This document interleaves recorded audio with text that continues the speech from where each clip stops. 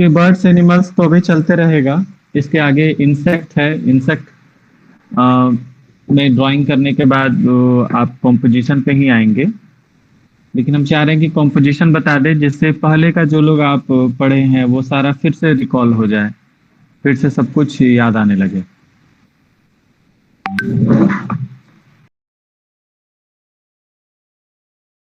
तो composition start करें।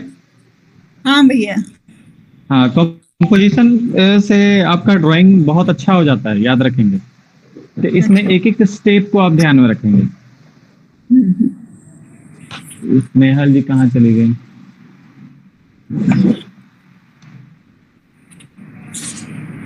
अच्छा, दो ही लोग ज्वाइन हुए हैं।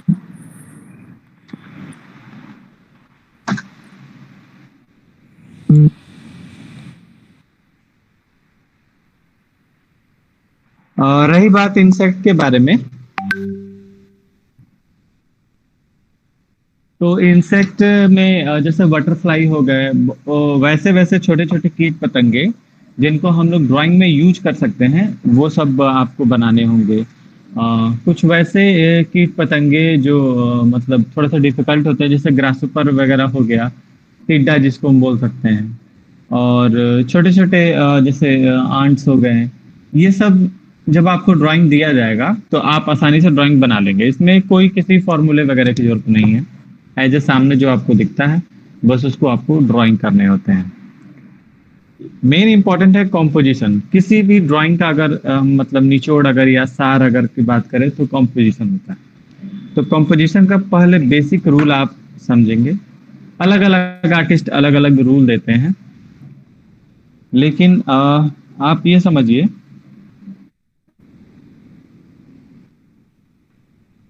एक आपका कैनवास बोर्ड है या फिर एक आपका ड्राइंग बोर्ड है जहां पे आपको ड्राइंग करने हैं। अब इस ड्राइंग में चार हिस्सा हम बांटते हैं, ठीक है। ये जो हिस्सा हो जाता है ये सेंटर का हिस्सा हो जाता है, और ये 1/3 एक हिस्सा होता है, यानी कि ये एरिया। और ठीक इस साइड भी 1/3 एरिया एक आ जाता है। ठीक इसके बीच में, यानी कि इस पूरे एरिया का एक यहाँ एक सेंटर होता है और एक यहाँ सेंटर होता है। तो ड्राइंग जब भी हम बनाते हैं, जब भी हम किसी भी चीज को ड्रॉ करते हैं, तो सबसे पहला अगर पॉइंट आता है जहां पे हम ड्राइंग बनाना शुरू करेंगे, तो इस पॉइंट के राइट, राइट मेरे साइड इस साइड हो जाएगा, राइट, लेफ्ट, ये अप और डाउन, इस साइड के एरिया में हम ड्राइंग करते हैं। जैसे किसी का पोर्ट्रेट बनाना होगा, तो पोर्ट्रेट बनाने में क्या होता है, अगर वो सिंगल व्यक्ति है तो ये जो हम पेज रखे हैं इस पेज को हम सीधा ऐसे कर लेंगे और फेस यहाँ पे आ जाएगा, ठीक है। अगर किसी व्यक्ति का अगर फेस यहां बना लेते हैं तो वो बाइलेंस नहीं कहलाएगा। इसका हम रीजन बता देंगे।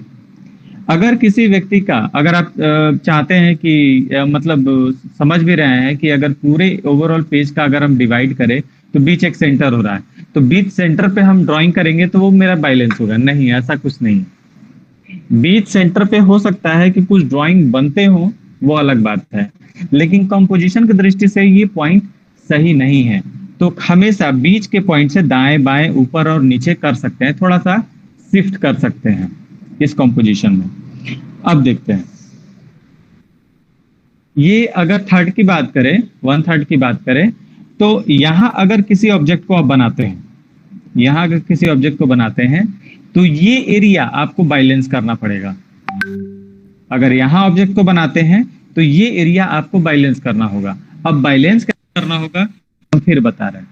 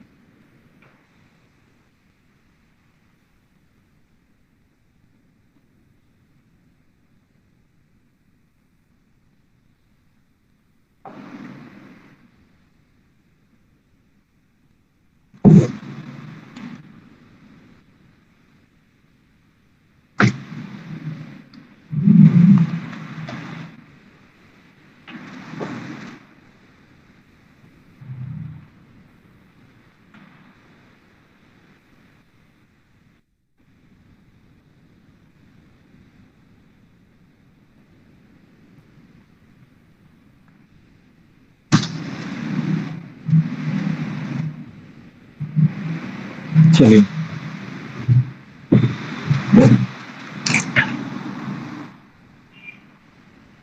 तो बैलेंस कैसे करना है हम आपको बताते हैं। यहाँ पे थोड़ा सा आप ध्यान दीजिएगा, इस पे अगर हम कुछ पूछते भी हैं तो उसको आप बताइएगा।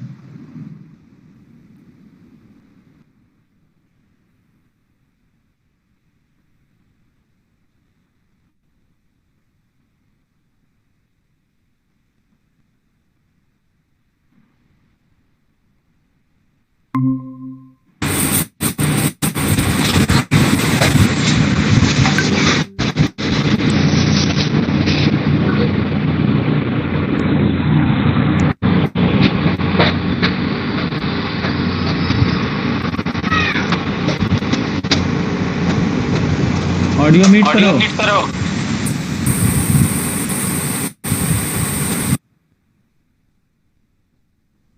जैसे ये टेबल है, इस टेबल के जस्ट पास हम एक कप रखते हैं और प्लेट और एक कप रखते हैं, ठीक है। जस्ट इस साइड हम एक शूज रखते हैं और जस्ट इसके नीचे हम एक बुक रखते हैं। अब आपको ये कंपोज करना है। तो कंपोज करने के लिए आप क्या करेंगे, कप को कहाँ रखेंगे, 1 नंबर कप हो गया, 2 नंबर बुक हो गया और 3 नंबर शूज हो गया। आप लोग बताइए तो। बुक और कप को टेबल के ऊपर रखेंगे और चलिए, शू को बुक, टेबल के नीचे। हाँ, बुक को यहाँ पे रख दिए और कप को यहाँ पे रख दिए टेबल के ऊपर। क्या ये कंपोज है?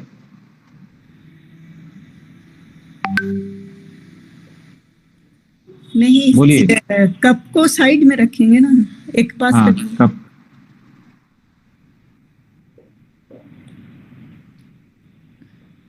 कप को साइड में रखते हैं। चलिए, ठीक है, और इसको हम नीचे रख दिए। अब ये एक जनरली बहुत छोटा लॉजिक है कि जूता जो होगा वो इसके नीचे डाल देंगे, ठीक है, ताकि किसी को दिखे नहीं कि जूता वगैरह कहाँ रखा हुआ है।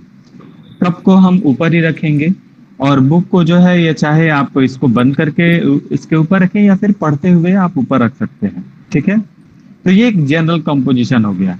उसी तरह अगर आपके पास एक बहुत बड़ा अलमीरा है और आपके कमरे में बहुत सारे सामान बिखरे पड़े हैं, कपड़े बिखरे पड़े हैं, तो आपको देखने के बाद से ऐसा फील होता है कि चारों ओर मतलब थोड़ा नेगेटिव एनर्जी फील हो रहा है, हर चीज बिखरा हुआ है, हर चीज उजड़ा हुआ है, तो आप एडजस्ट नहीं कर पाते हैं। एडजस्ट करने के लिए क्या करते हैं, सारे चीज को आप अरेंज करके सही तरीके से अलमीरे में रखते हैं। तो वो आपके निजी लाइफ में वो कंपोजिशन है। बिना कंपोजिशन का कोई भी ऑब्जेक्ट अच्छा नहीं दिखता है, सुंदर नहीं फील होता है।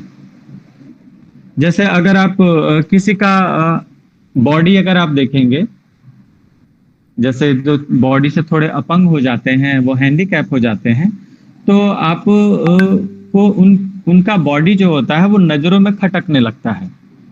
मतलब ऐसा लगता है कि अरे ये सडनली आदमी को कैसा हो गया, या फिर हम कैसा व्यक्ति को देख लिए, तो थोड़ा अजीब था। तो वो चीज आपके दिमाग में बार बार हंट करने लगता है। तो वो क्या होता है, वो कंपोज में नहीं है, कंपोजिशन उसका सही नहीं है। तो जिस ऑब्जेक्ट का कंपोजिशन सही नहीं होता है वो हमारे दिमाग में बार बार अटकता है। अगर आप लोग कोई ड्राइंग भी बनाते हैं और पोर्ट्रेट जो करते होंगे, आप देखे होंगे कि बहुत सारा फेस जो होता है वो ऐसे तिरछा होता है, गर्दन ऐसे होते हैं, ठीक है, हेयर वगैरह ऐसे होता है, ये तिरछा होता है। लेकिन जब हम ड्राइंग करते हैं तो हमारा क्या होता है कि ऑटोमेटिक फेस जो होता है वो सीधा बन जाता है। हम चाहते हैं कि इसको इस एंगल में बनाए, स्लाइट बनाए या फिर ऑब्लिक व्यू में बनाए, लेकिन ऑटोमेटिक वो 90 डिग्री में बन जाता है। इसका एक ही रीजन है कि जो हमारा ब्रेन होता है वो किसी भी ऑब्जेक्ट को एकदम सजा धजा दिखना चाहता है, वो किसी ऑब्जेक्ट को सही तरीके से देखना चाहता है। तो आप तो चाहते हैं ऐसे बनाने के लिए, लेकिन आपका ब्रेन अलाउ नहीं कर पाता इस तरह बनाने के लिए, तो आप सीधा बना देते हैं। तो इसी तरह घर में किसी चीज को जब आप अरेंज करते हैं तो ऑटोमेटिक आपसे सही अरेंजमेंट हो पाता है। तब समझिए कि आप एक गुड कंपोजर बन सकते हैं।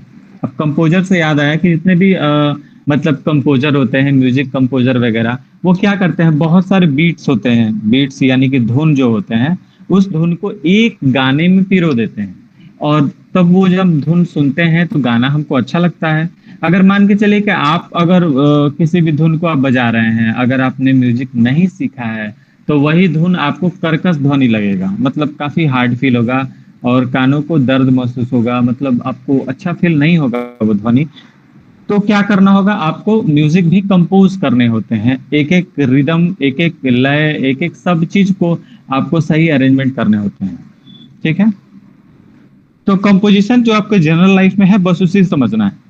अब हम क्या करते हैं, जैसे ये हम समझ गए कैसे कंपोज किसी चीज को करेंगे। जो प्रिंसिपल छोटे ऑब्जेक्ट पे अप्लाई होता है, वही प्रिंसिपल बड़े ऑब्जेक्ट पे अप्लाई होता है। यानी कि इतना हम कप लिए और बुक लिए, शूज लिए, तो ये छोटे एरिया के लिए हम ले लिए। आप बहुत सारे मतलब ऑब्जेक्ट ले सकते हैं, बड़ी एरिया के लिए भी ले सकते हैं। लेकिन याद रहे, जिस ऑब्जेक्ट की जहां जगह होती है, बस वहीं पे उसको रखना चाहिए। ये नहीं कि अगर जूते का जगह नीचे है तो आप इसके टेबल के ऊपर रख देंगे, वो गलत हो जाएगा। तो अब आते हैं यहाँ पे कैसे बैलेंस करते हैं हम किसी भी चीज को। ये देखिए बहुत इंपॉर्टेंट चीज है, अगर आप इसको आप समझ जाते हैं तो आपका ड्राइंग और अच्छा बनेगा, और बार बार सोचने की जरूरत नहीं पड़ेगी कि हम क्या बनाए क्या नहीं बनाए। तो मेरे पास दो यहाँ पे ड्राइंग बोर्ड है। यहाँ पे हम क्या कर रहे हैं, एक ट्री बना रहे हैं।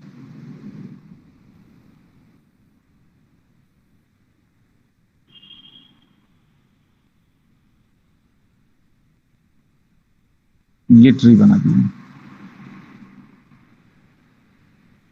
अब देखिए मेरा जो ड्राइंग है, इस ड्राइंग में मेन जो किरदार है वो ट्री है।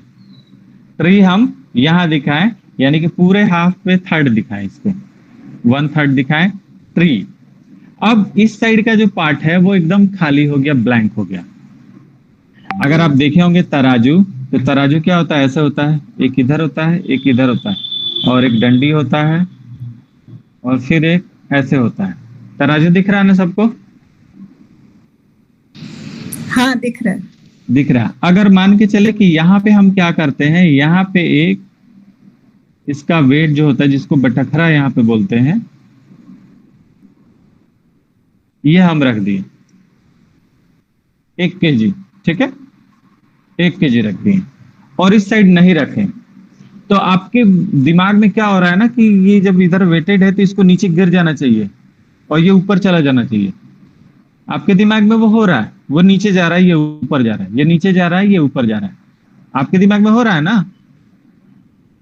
ये इस ऑब्जेक्ट को देखने के बाद से मेरा ब्रेन क्या कर रहा है, इसको अनबैलेंस कर रहा है। यानी कि इधर वेट है और इधर वेट नहीं है, ये हमारा ब्रेन इसको एक्सेप्ट नहीं कर रहा है। इस चीज को आप फील कीजिए। तो अब हम क्या करते हैं, तो इस साइड भी ऑब्जेक्ट हम बना देते हैं, कुछ भी वेजिटेबल्स वगैरह बना दिए, चाहे कुछ भी जो भी हो, इस साइड भी हम ऑब्जेक्ट बना दिए। अब बस इतना ही बनाने के बाद से ये अब लगेगा कि हाँ चलिए कुछ ठीक ठाक है। ये बात समझ में आ रहा है जो हम क्या बता रहे हैं? हाँ समझ में आ रहा है। हाँ, कैसे इसको बैलेंस करते हैं, बस हम जनरली ये साधारण तौर पे जो आप लोग को समझ में आए उस पे हम एग्जांपल दे रहे हैं। तो अब फिर हम यहां आते हैं। तो अब ये मेरा मेन किरदार है, लेकिन ठीक इसके बगल में बहुत सारा स्पेस खाली। इस स्पेस को हमको बैलेंस करना है, तब ये लगेगा कि हाँ इस साइड वेटेड नहीं है। तो हम क्या करते हैं, बहुत दूर से एक सड़क निकालते हैं और ये सड़क ऐसे कर देते हैं। अब थोड़ा फील होता है कि हाँ अब ठीक है। अब बहुत दूर जो है कुछ घर बनाते हैं।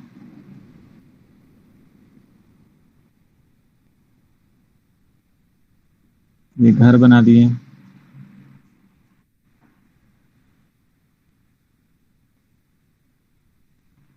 अब कुछ ट्री बनाते हैं। क्योंकि बहुत दूर है तो क्या होगा, उसका टोन फर्स्ट या सेकेंड टोन होगा, थर्ड टोन कभी नहीं होगा,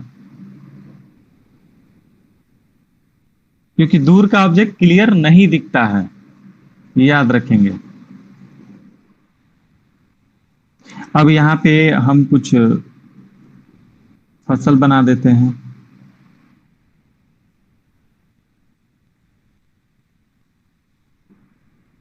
ये डॉट डॉट डॉट कर देते हैं।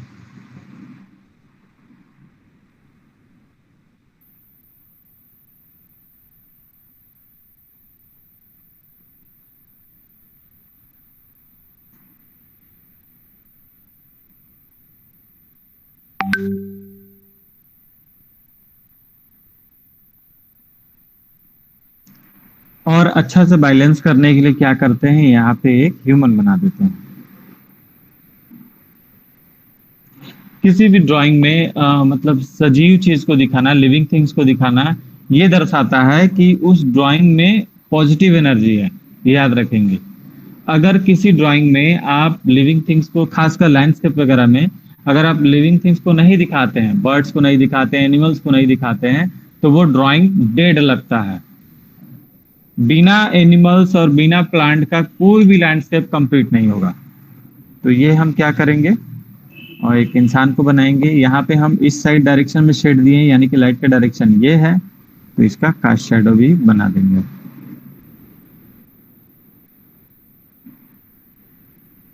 मेरी बात समझ में आ रही है ना, कैसे किसी चीज को हम बैलेंस करेंगे। जी सर। हाँ, एक और चीज, अब तो हो गया कि ड्राइंग को लेके हम बैलेंस कर रहे हैं, तो याद रखेंगे एक साइड या इस साइड ही ड्राइंग हम मेन जो टॉपिक होता है या मेन जो जिसका व्यू हमको देखना होता है, उसको हम इस साइड नहीं तो इस साइड रखेंगे, सेंटर में कभी नहीं रखेंगे। बहुत सारे इसमें लॉजिक होते हैं क्यों नहीं रखने चाहिए, लेकिन उस मतलब में आपको नहीं पढ़ना है, बस सीधे तौर पे आपको जानना है।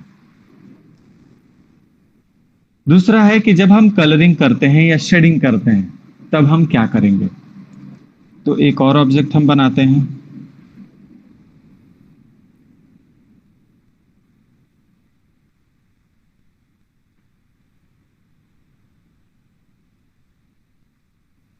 ये हम बना दिए वाटर बोतल।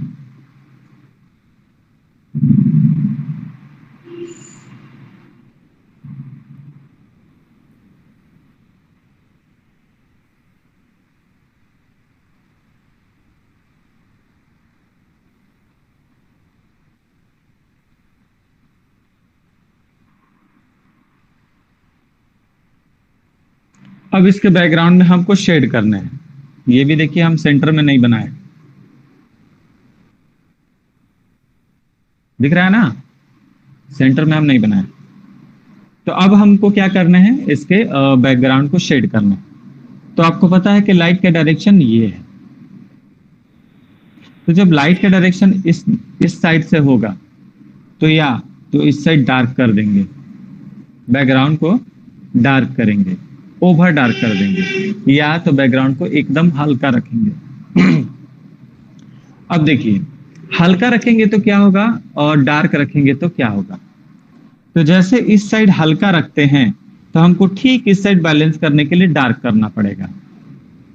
जब इस साइड हम डार्क करेंगे, तो ये डार्क और ये डार्क आपस में मिक्स हो जाएंगे।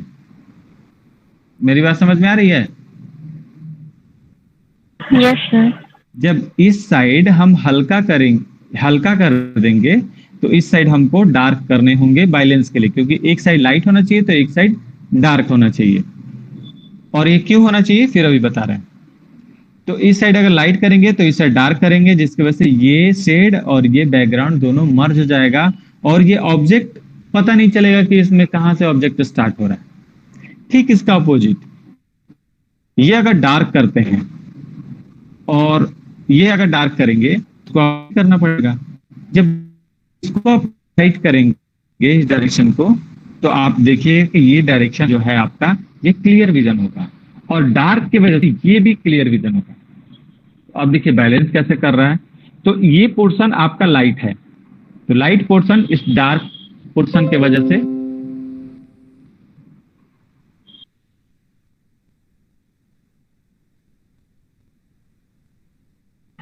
सर वीडियो नहीं आ रहा।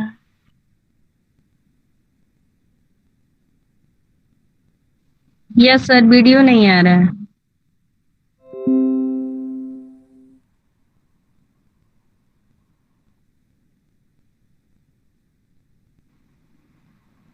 चलिए अब आ रहा है। जी सर। सर हाँ, फिर से यहाँ देखेंगे, फिर से हम बता रहे हैं, अगर इसको हम डार्क करते हैं तो डार्क की वजह से ये लाइट पोर्शन दिखेगा, और इस साइड लाइट करेंगे तो लाइट की वजह से ये कास्ट शेडो और ये शेड दोनों दिखेगा, क्लियर होगा। अब बाइलेंस कैसे होता है, तो इस साइड डार्क है तो डार्क ये लाइट वाले को बाइलेंस करेगा, और इस साइड डार्क है तो ये लाइट वाले को बाइलेंस करेगा। अब इसमें हम फाइनल ड्राइंग करते हैं।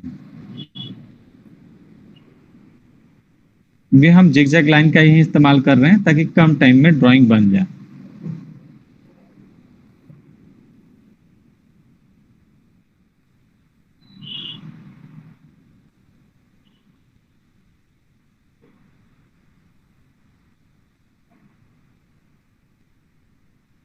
ये देखिए, ये जो फॉर्मूला है ये आपका कलर पे ही अप्लाई होगा या फिर शेड पे अप्लाई होगा। अब कलर पे कैसे अप्लाई होगा, तो आपको एक कलर हम पढ़ाए होंगे, कॉम्प्लीमेंट्री कलर। कॉम्प्लीमेंट्री कलर जो एक दूसरे के पूरक होते हैं, यानी कि एक दूसरे को वो पूरा कर देते हैं। जैसे रेड का कॉम्प्लीमेंट्री क्या था, याद है? Sir green. स्कारलेट। ग्रीन था, रेड का कॉम्प्लीमेंट्री ग्रीन था। और ब्लू का कॉम्प्लीमेंट्री बताइए लोग। ब्लू का कॉम्प्लीमेंट्री ऑरेंज, और येलो का कॉम्प्लीमेंट्री ग्रीन। वॉयलेट।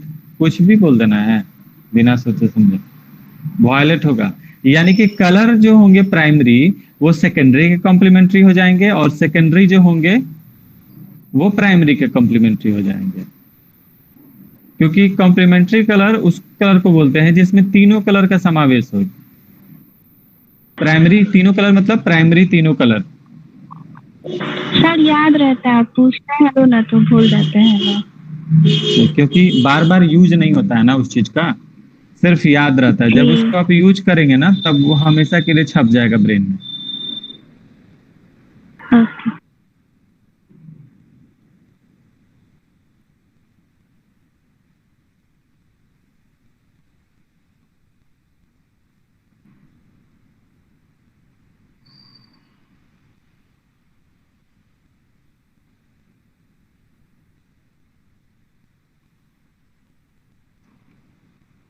अब यहाँ पे हम क्या कर रहे हैं, थोड़ा सा टोन यहाँ बढ़ा दे रहे हैं।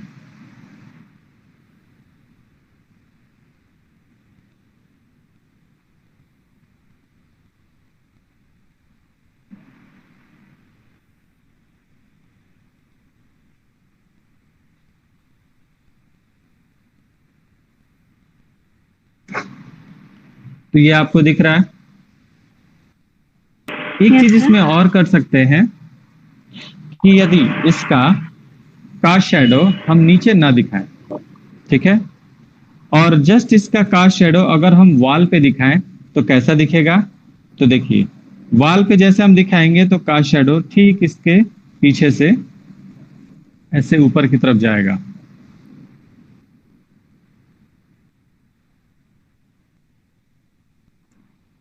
और यहाँ पे इसका ढक्कन का कास्ट शैडो दिखेगा।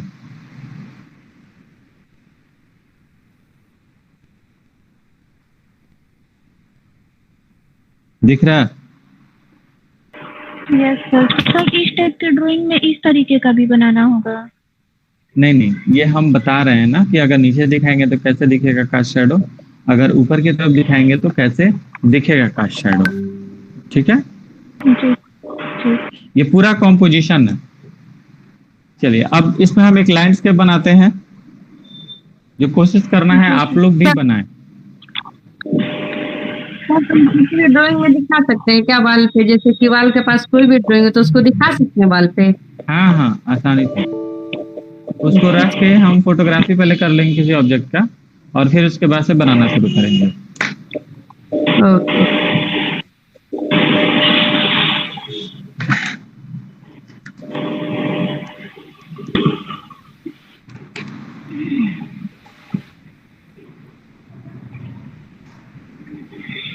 अब देखिए, आप कोई भी लैंडस्केप बनाएंगे तो अपनी ब्रेन को ये समझाना है कि हम किसी भी ऑब्जेक्ट को देख रहे हैं तो कैमरा व्यू से देख रहे हैं।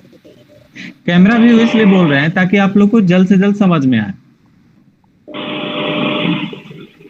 कैमरा व्यू जैसे आपका टेलीविजन या सेलफोन में किसी ऑब्जेक्ट को दिखाया जाता है, उस तरह हम किसी मतलब लैंडस्केप को इमेजिन करेंगे।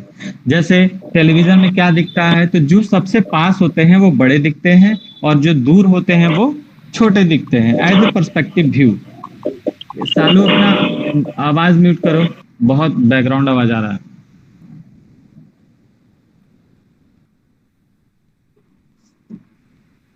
तो देखिए, हम यहाँ पे एक गांव का सीन बना रहे हैं। सबसे पहले तो एक पेज हम ले लिए। ये लाइन हम इसे ले लेते हैं ताकि आपको समझ में आए कि हमको कहाँ तक ड्रॉ करने हैं।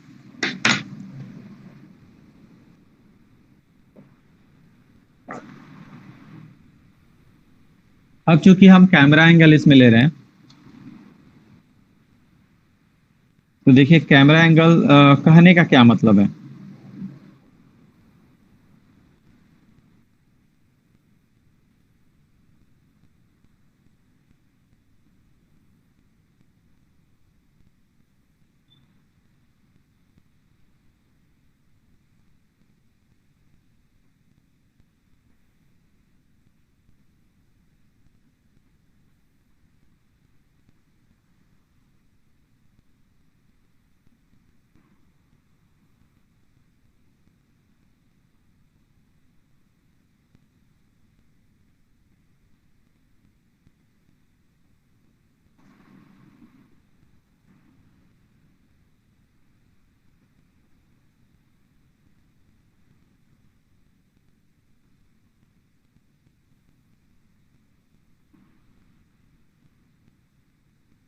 देखिए, ये एक झोपड़ी है। इस झोपड़ी का हम इस डायरेक्शन से इसका फोटोग्राफी किए।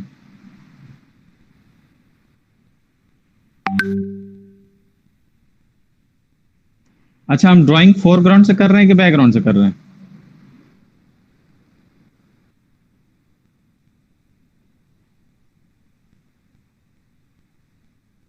कोई बताएगा? फोरग्राउंड है सर। ठीक।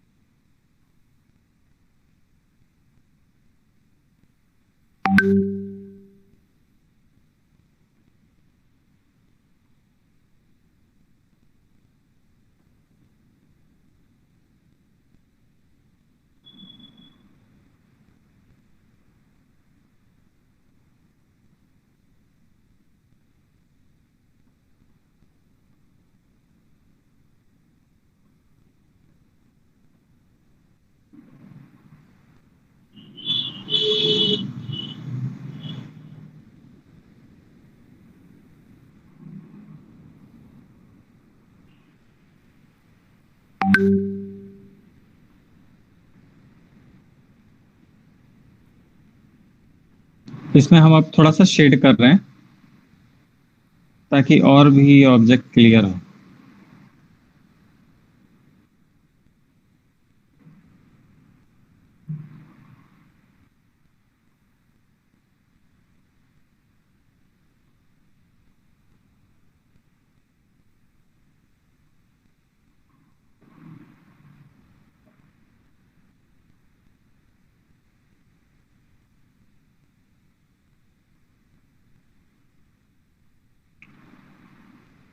आप कुछ भी बना सकते हैं, आपके दिमाग में जो भी चल रहा है उसको आप ड्रॉ कर सकते हैं, ठीक है।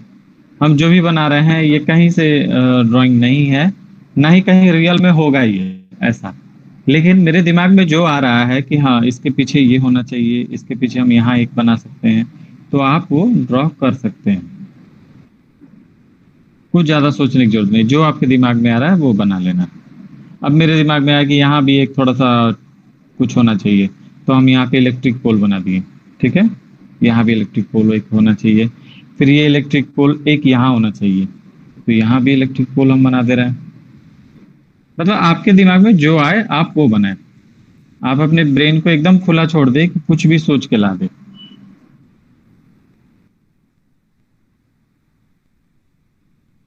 अब डिस्टेंस वाइज हम क्या कर रहे हैं, ये बड़ा हो जा रहा है और ये छोटा हो रहा है।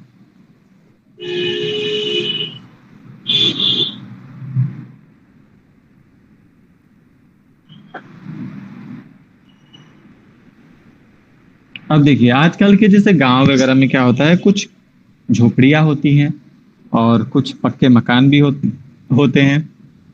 तो यहाँ पे हम क्या किए, वही बनाए। जैसे कुछ मकान पक्के हैं,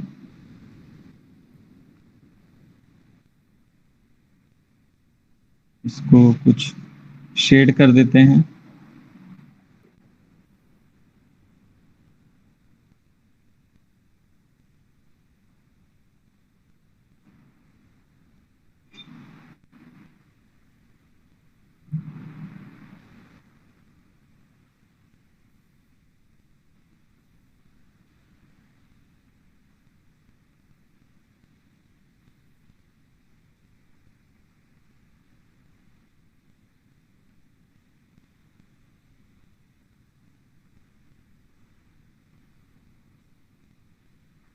समझ में आ रहा है ना? Yes sir. इससे रिलेटेड कोई क्वेश्चन हो रहा है तो पूछिए लोग, कि इसका जिस जो भी चीजें आप लोग को समझ में नहीं आ रहा है वो आप लोग पूछिए।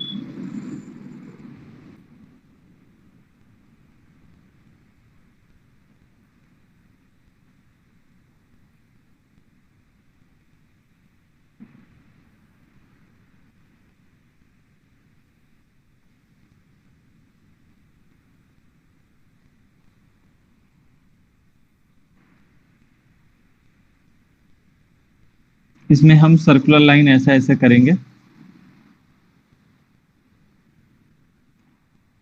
कुछ लाइन हल्के होंगे, कुछ लाइन थोड़ा सा डार्क हो जाएंगे। तो पहले हम हल्के ही लाइन चारों ओर कर ले रहे हैं।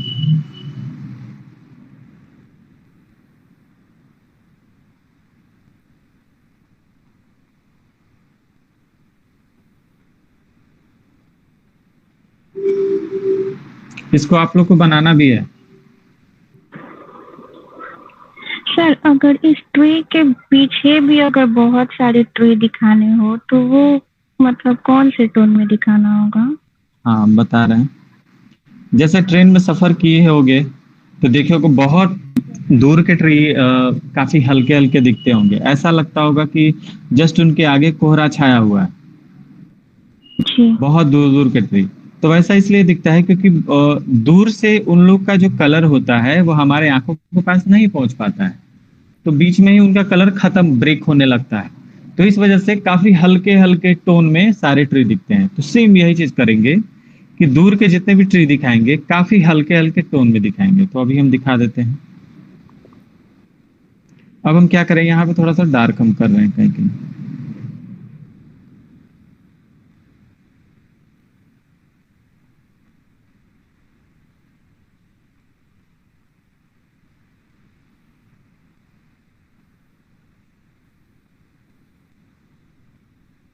अच्छा एक चीज और यहाँ पे देखिए, हमने यहाँ पे वायर जो लिया है एक स्ट्रोक मैंने फोर्स लाइन का इस्तेमाल मैंने किया।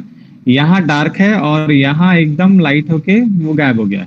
यहाँ डार्क है, यहाँ पे लाइट में होके गायब हो गया, फिर यहाँ से डार्क स्टार्ट हुआ। तो ये फोर्स लाइन में है, भले ये तार यहाँ तक यहाँ नहीं पहुंचा है लेकिन हमको फील हो रहा है कि ये तार यहाँ तक गया है। और ये लाइट और डार्क, हाँ लाइट और डार्क इसलिए है क्योंकि आप वायर को देखिएगा तो कुछ हिस्सा आपको वायर दिखेगा और कुछ हिस्सा रिफ्लेक्शन की वजह से, लाइट का रिफ्लेक्शन की वजह से ऐसा फील होगा कि वो आसमान में मिल गया, वो दिखेगा नहीं। तो ये भी यहाँ पे ये मतलब लॉजिक आपको पता चलेगा। कभी कभी क्या होता है ना कि जैसे यहाँ पे कुछ कुछ बोर्ड टंगे रहते हैं, किसी का एडवर्टाइजमेंट हो गया चाहे कुछ हो गया, नेचुरल के लिए थोड़ा सा ये भी दिखा सकते हैं। ठीक है,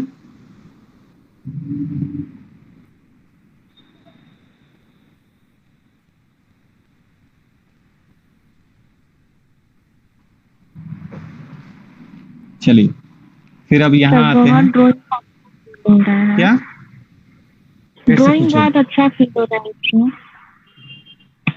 हाँ, अब तुम लोग करोगे तो और अच्छा होगा, करोगे तभी, नहीं करोगे तो समझो कि क्या होगा। कब कोई वर्क उतना अच्छा नहीं कर पा रहा है, अच्छा तो हो रहा है लेकिन प्रॉपर तरीके से कोई नहीं कर पा रहा है, इसका खेद है। चलिए अब यहाँ थर्ड टोन कर रहे हैं। थर्ड टोन इसलिए कर रहे हैं क्योंकि हमारे पास है, और जो दूर है उनमें थर्ड टोन हम नहीं करेंगे।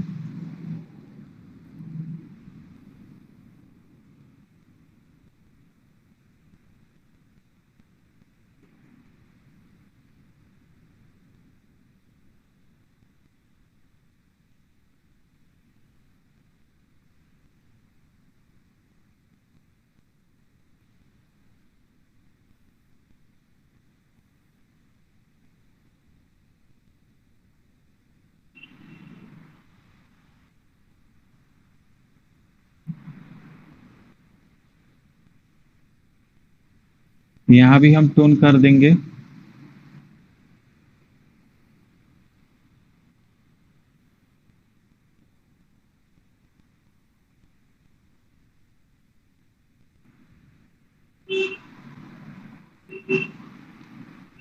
यहाँ हल्का हम शेड करेंगे।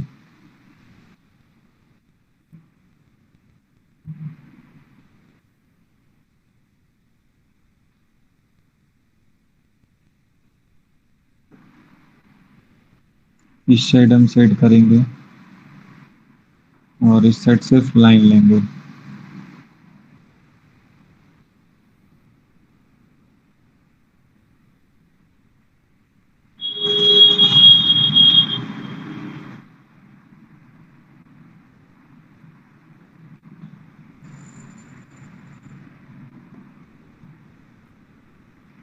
अब हम क्या करेंगे, जस्ट इसके बीच में कुछ कुछ एक्टिविटी को दिखा देते हैं।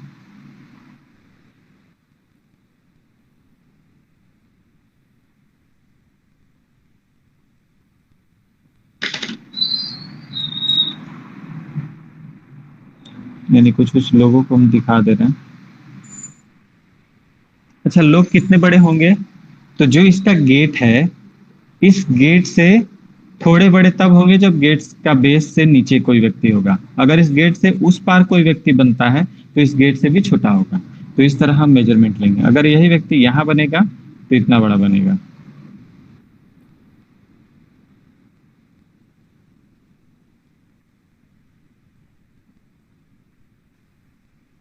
अगर यही व्यक्ति यहाँ बनेगा तो इसका कंधा इतना दिखेगा।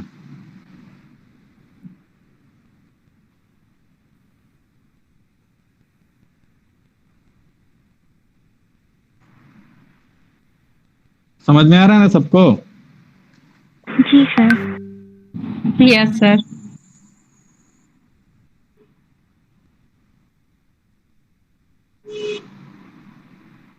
लैंडस्केप चाहे जो भी कुछ बनाना हो कंपोजिशन आपको, तो सबसे पहले आप क्या करेंगे ना, कुछ कुछ ऑब्जेक्ट का नाम लिख लेंगे। अगर आपका दिमाग नहीं चल रहा हो तो कुछ ऑब्जेक्ट का नाम लिख लेंगे, फिर उस ऑब्जेक्ट को कंपोज करेंगे।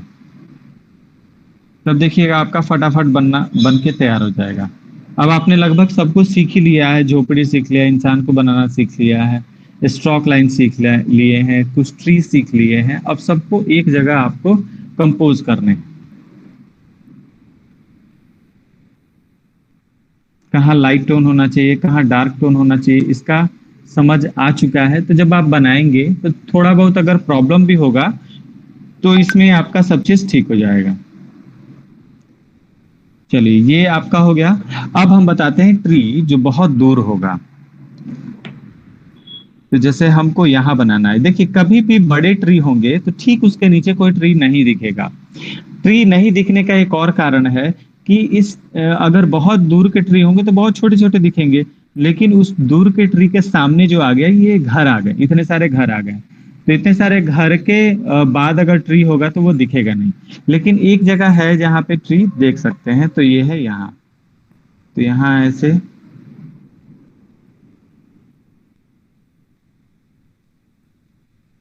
समझ में आ रहा है ना कि यहाँ क्यों हम दिखा रहे हैं? Yes sir. क्योंकि यही एक बिकॉज वहाँ स्पेस कुछ है जो है दिख रहा है। तो हाँ बस, तो इतना पे हम इसको दिखा देंगे।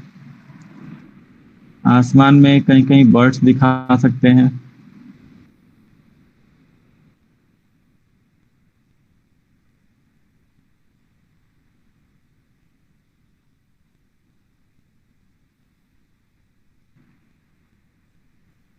कुछ हम जानवर को भी दिखा सकते हैं, क्योंकि ड्राइंग बहुत छोटा है, छोटे को ध्यान में रखते हुए हम यहाँ पे बनाएंगे। सर अगर इसमें बारिश दिखाना हो तो क्या मतलब शेड वगैरह सब चेंज होगा? हाँ, अगर अगर इसमें बारिश दिखाना होगा तो बारिश कैसे होंगे? तो बादलों से होंगे। तो आपको पूरा बादल दिखाने होंगे, ठीक है, पूरा जी ओवरऑल बादल जी। दिखाने होंगे। यहाँ पे लोगों को नहीं दिखाना होगा। अगर बारिश है, लोग बाहर निकले हैं, तो सबके ऊपर छाता होगा। हाँ तो जो हाईलाइट, हाँ हाईलाइट जो दिख रहा है, इतना सारा हाईलाइट, जैसे रोड पूरा दिख रहा है ना कि लाइट में दिख रहा है, आ रहा है। यहाँ भी आपको लाइट है, यहाँ भी लाइट है, ये एरिया लाइट है, ये एरिया लाइट है। तो इस लाइट एरिया को कम दिखाना होगा, मतलब काफी ज्यादा कंट्रास्ट नहीं दिखाना होगा, हल्का दिखाना होगा। क्योंकि जब अब अभी के मौसम यहाँ पे आप देख रहे हैं कि चारों ओर मतलब बादल पूरे छाए हुए हैं, बारिश भी आ रहे हैं, तो कहीं भी आपको धूप नहीं दिखेगा, यानी कड़ाके की धूप नहीं दिख रही है। तो सब चीज को थोड़ा सा डिम कर देंगे, यानी कि धुंधला कर देंगे। हाँ, और आसमान पूरा अगर क्लाउड चारों ओर है तो डार्क होगा, और डार्क की वजह से सारा चीज डार्क हो जाएगा। हाँ, जब भी बारिश होगा, तो समझ में आ गया। हाँ जब भी बारिश होगा तो एक चीज आपको दिखाना एकदम अनिवार्य है, वो है हवा। हवा बहेगा तो सारे पेड़ एक डायरेक्शन में झुक जाएंगे, ये भी ज्यादा झुक जाएगा, ये भी इस साइड ज्यादा झुक जाएगा। अगर कोई व्यक्ति है जो कहीं, कैसे झुकाएंगे पेड़ वगैरह? फिर से पूछो। सर कह रहे हैं कि आप हवा बोले ना कि झुक जाएगा पेड़, तो यही चीज नहीं समझ में आ रहा है कि उसको कैसे बनाएंगे। अच्छा, कैसे हवा को बनाएंगे? जी, हवा से पेड़ कैसे? जैसे ये है, तो सबसे पहले ये जो इसका डाल था, स्टेम था, इस स्टेम को थोड़ा सा कर्व कर लेंगे, क्योंकि बहुत बड़ा ट्री है तो पूरा तो झुक नहीं जाएगा जमीन पे, थोड़ा सा बेंड हो जाएगा। ये फर्स्ट बेंड हो गया कि इसका स्टेम थोड़ा सा मजबूत है। अब क्या करेंगे, ये जो पत्ता है, जो नॉर्मल पत्ता ऐसे रहता था, ये पत्ता अब क्या होगा, ये वापस उलट जाएगा इस डायरेक्शन में। जैसे छाता कभी नहीं उलट जाता है हवा जब ज्यादा, जी जी। हाँ, तो ये छाता की तरह उलट गया और ये इस डायरेक्शन में चला गया।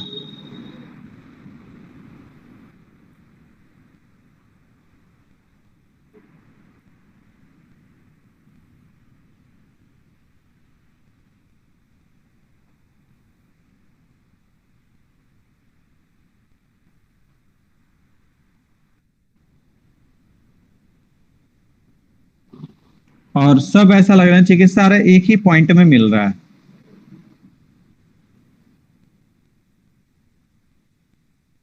देखो अब यहाँ पे लगेगा कि हवा तेजी से बह रहा है, समझ रहे हैं? क्योंकि हवा को तो हम देख नहीं सकते हैं ना, इसी के हम फील कर सकते हैं बस हवा को, और उसका जो प्रभाव हमारे ऊपर पड़ेगा बस उसको हम दिखा सकते हैं।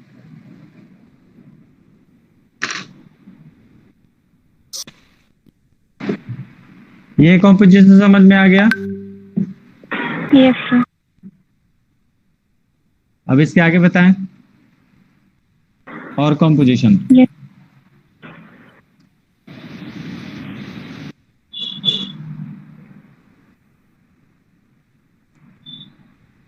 चलिए, और कॉम्पोजिशन अगर बता रहे हैं जिसमें माउंट होगा, क्लाउड होंगे, घर होगा, मतलब इतने सारे हम नाम लिस्ट ले रहे हैं ताकि आपके दिमाग में आ जाए, फिल्म आपके अंदर बनना शुरू हो जाए।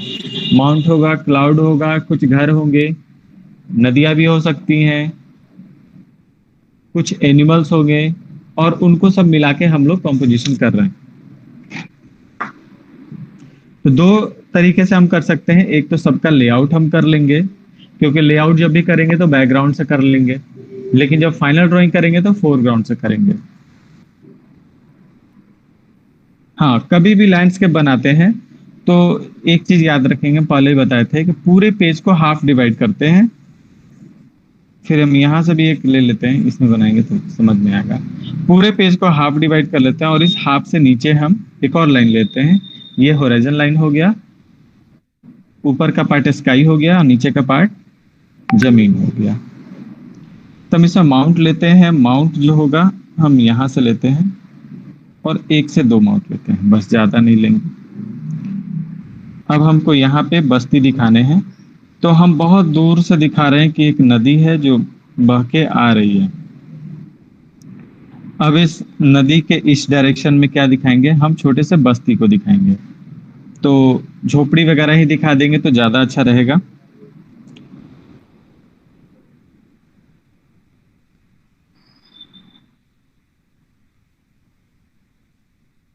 ये बहुत इजी कॉम्पोजिशन है।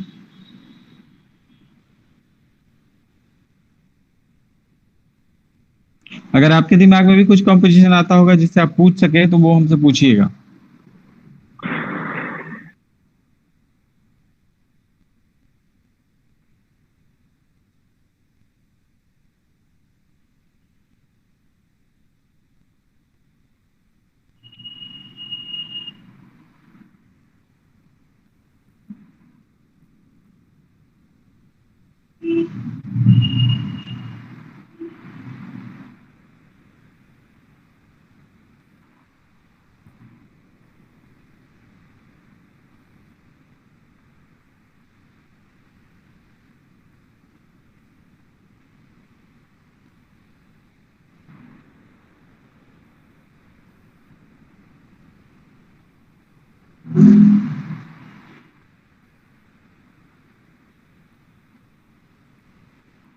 चलिए, एक लेआउट बन के तैयार हो गया। अब हम क्या करते हैं, फाइनल ड्राइंग करते हैं।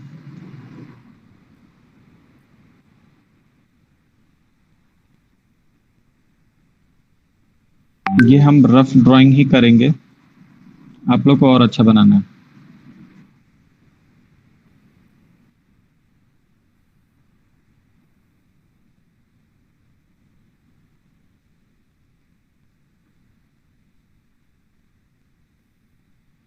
हम जो अब ड्राइंग कर रहे हैं ये फोरग्राउंड से ड्राइंग कर रहे हैं।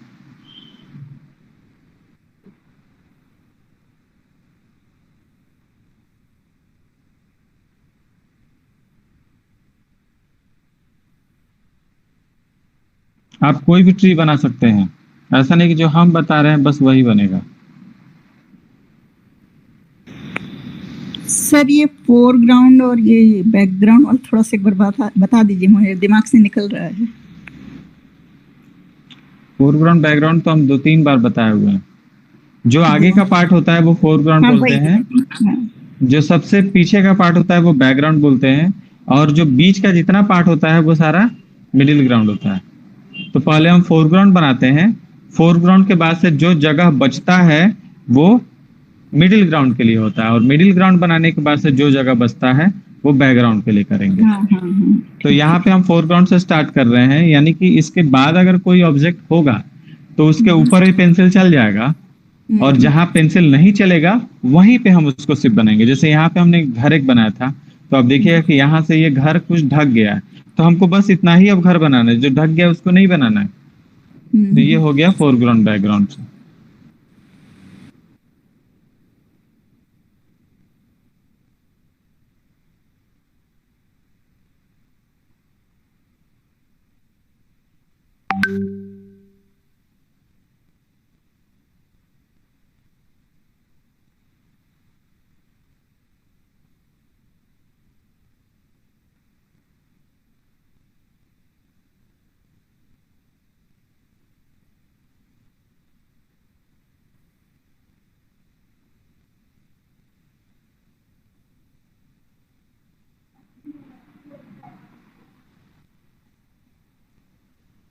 ये आप कुछ भी कॉम्पोजिशन में बना सकते हैं, जो आपके दिमाग में आ रहा है।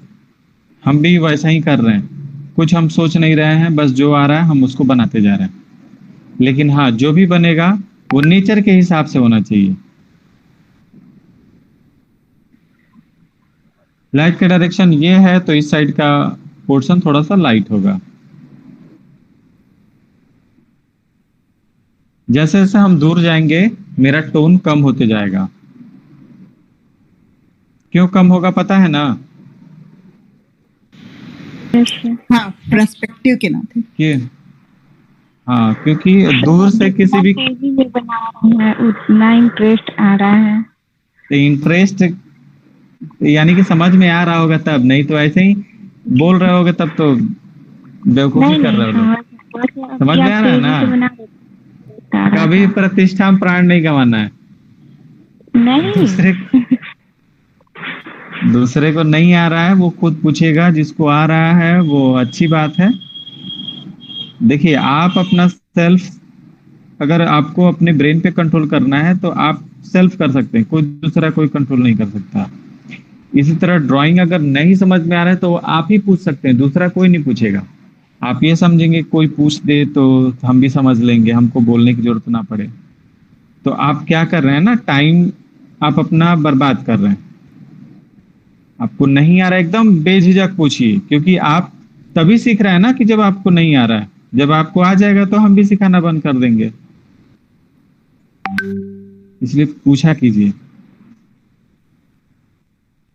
अच्छा देखिए, जिसमें सारे फोर्स लाइन का हम इस्तेमाल कर रहे हैं, जिगजैग लाइन का इस्तेमाल कर रहे हैं, और नेचर के हिसाब से आपको ड्राइंग करना है कि लाइट का डायरेक्शन ये आ रहा है, तो इस साइड के डायरेक्शन में सारे लाइट होने चाहिए, और ठीक अपोजिट डायरेक्शन में क्या होने चाहिए, शेड होनी चाहिए। तो जितना हम शेड करेंगे सारे अपोजिट डायरेक्शन है, और जितना हम लाइट छोड़ रहे हैं या तो ये डायरेक्शन है नहीं तो ये डायरेक्शन है। इसका कास्ट शेडो भी दिखाएंगे। समझ में आ रहा है ना Salu, cast shadow? Yes sir yes sir.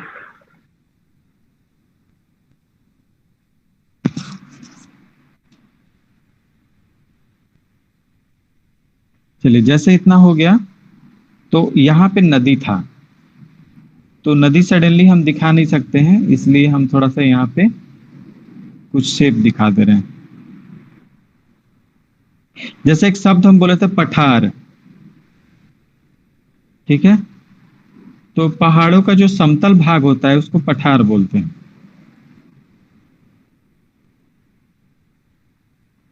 चलिए, ये हो गया पठार। अब नदी है जो यहां से बहते हुए इस साइड से होते हुए इस साइड जा रही है, तो ये है नदी। तो नदी का इस डायरेक्शन में भी शेड होगा, क्योंकि जहां जमीन होगा वहां पे शेड होगा।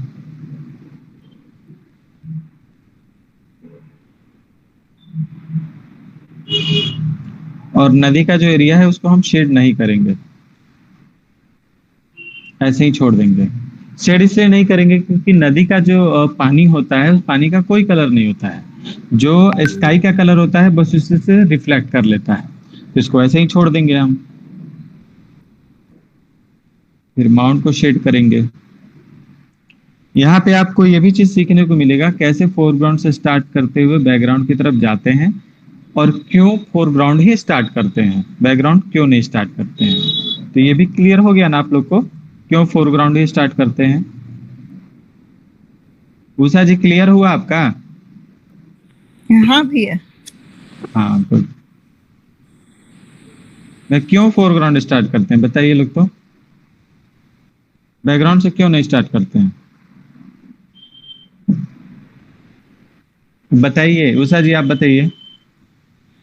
ताकि मतलब आगे के बनने के बाद पीछे हम लोग थोड़ा बहुत एडजस्ट कर सकते हैं, और लाइट डार्क तो लाइट जाएंगे नहीं, हाँ। हम पीछे एडजस्ट क्यों करेंगे? हम एडजस्ट करेंगे ही नहीं।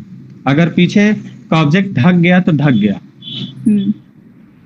फोरग्राउंड इसलिए बनाते हैं ताकि मेरा आगे का जो ऑब्जेक्ट है वो क्लियर हो, क्योंकि इसको देखने के बीच में कोई किसी तरह का रुकावट नहीं है, लेकिन इसको देखने के बीच में ये पहाड़ है, पठार है, ये रुकावट बन रहा है।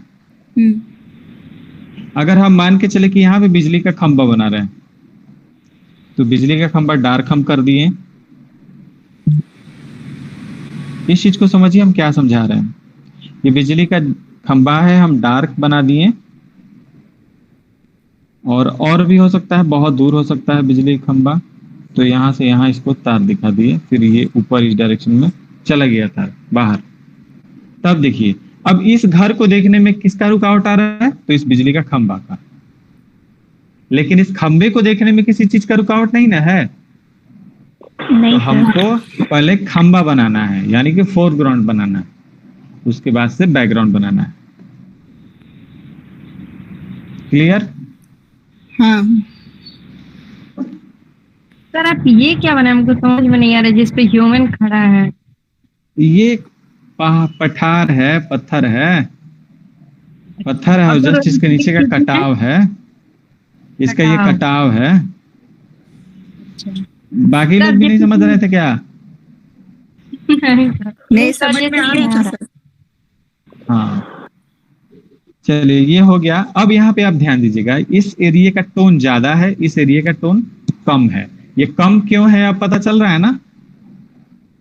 Yes sir. हाँ, यहाँ पे कुछ क्लाउड हम बना लेते हैं।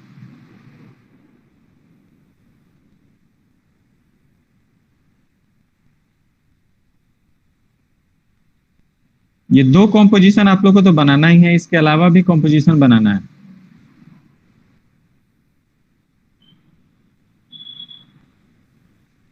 ये हम थोड़ा सा इसे वो स्मज कर दिए। इरेजर से आप क्या कर सकते हैं, क्लाउड का शेप दे सकते हैं।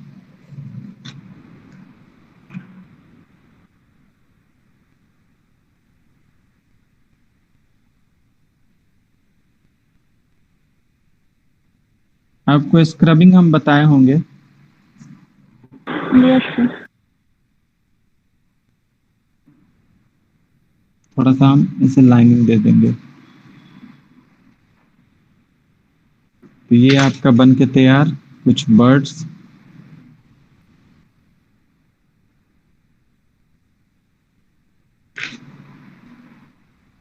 अब समझ में आ रहा है ना? यहाँ पे ह्यूमन,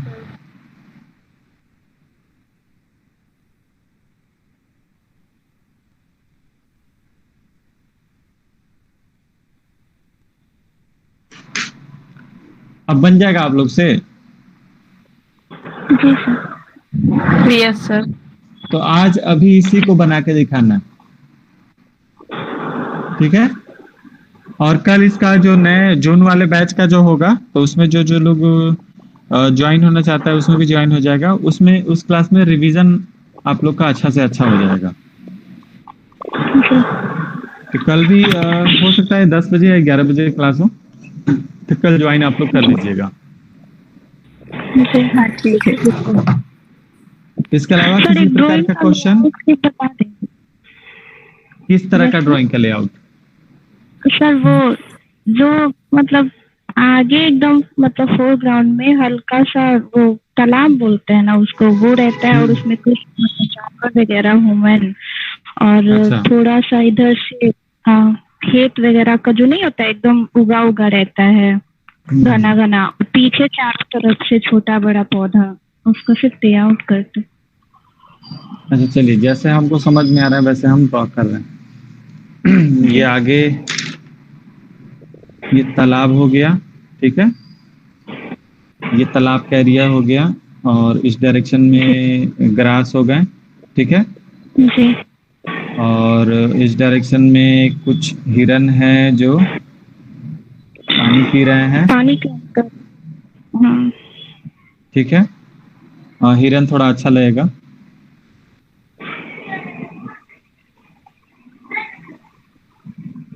और सर अंदर कुछ लोग भी बनाइए ना। अच्छा, लोग क्या तैरते हुए कि बैठे हुए? नहीं, नहाते हुए 4-5 बच्चे नहीं होते हैं अच्छा, इसके अंदर। तब तो जहाँ बच्चे होंगे वहां पे जानवर नहीं होंगे। मतलब हम ऐसे पूछ रहे थे, आपको जानवर बताए, हम अच्छा। लोग कहीं पूछ रहे थे।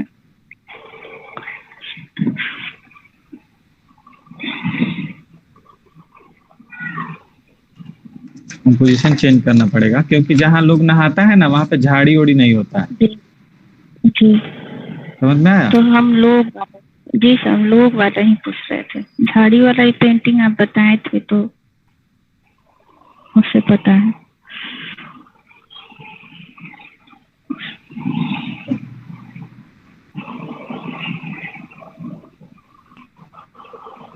अब जहाँ पे लोग स्नान करता है वहाँ पे इस टाइप का देखे होंगे। देखिए, इन्वायरमेंट के अकॉर्डिंग सारा ड्राइंग होना चाहिए, नहीं ये नहीं कि कुछ में भी कुछ में मिला दिए।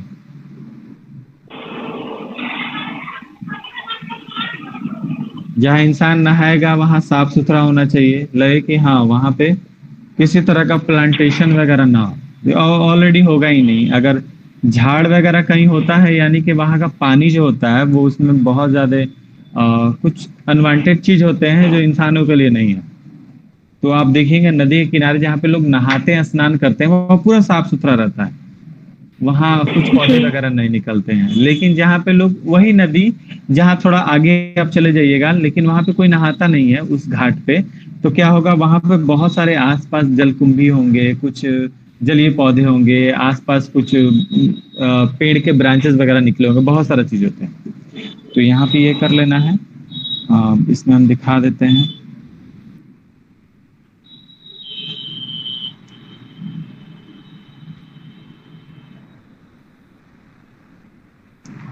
कुछ यहाँ पे बैठे हैं,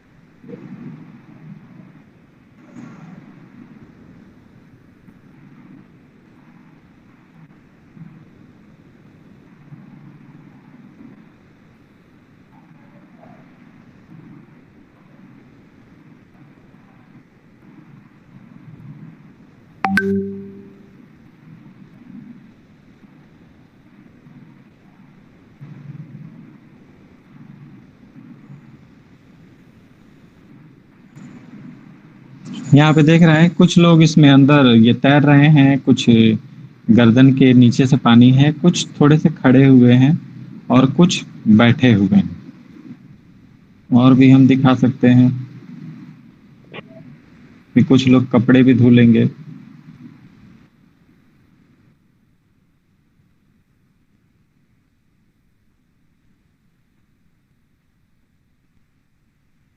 सर वो दिख नहीं रहा है, थोड़ा सेंटर में कीजिए।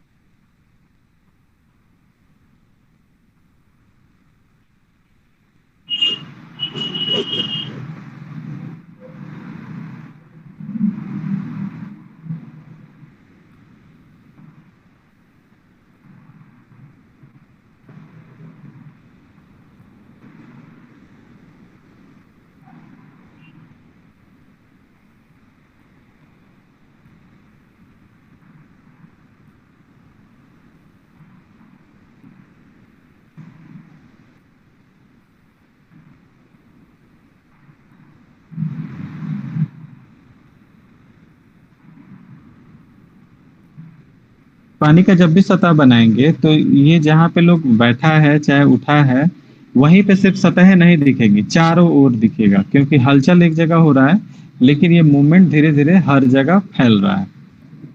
जी। तो इस तरह आप लोग ड्राइंग बना सकते हैं। ठीक है।